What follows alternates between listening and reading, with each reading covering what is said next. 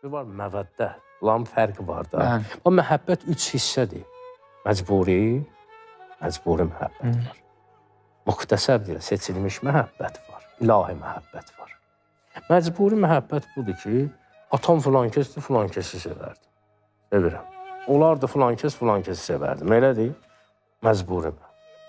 Ata, ana, bacı, qardaş bu cür məcburi məhəbbət. Yəni Allah verib də bunu. Və Allah da bunu önəmsəyir, bu məhəbbəti. Mən vermişəmsə, bunu mən vermişəmsə, mən bilirəm də nə vermişəm sənə. Bunu əziz tut. Gözəl. Bir var seçilmiş məhəbbət. Özün seçirsən. Dost, yar, sevgili, filan. O insan özü seçdiyinə görə o biraz nə olur? O şirin gəlir. Bir məsəl var, edir atadan, anadan yar şirin olur. Belə bir söz var. Yəni onu şey mənasında deyirlər, ironiya ilə, kinayə ilə, bəli. O seçilmişdir məhəbbət. Amma bir məhəbbət də var ki, ilahidir. O başlayır yavaş-yavaş qalxıb inkişaf eləməyə. Qalxır, inkişaf eləyir, o dönür eşqə. Məhəbbət eşqin hələ bir aşağı təbəqəsidir. Sevgidir. Gözəl, hər şey əla. Eşq elədir ki, artıq bayaq dedikdə o heç nə yoxdur, ancaq o var.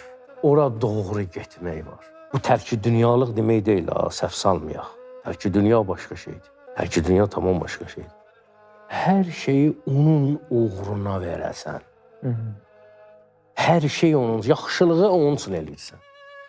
Atan yaxşılıq eləyirsən. Yaxşılığı onun üçün eləyəndə Əli əleyhissalama deyirlər, bir də sənə pislik eləsən, eləyəsən, deyir yaxşılıq.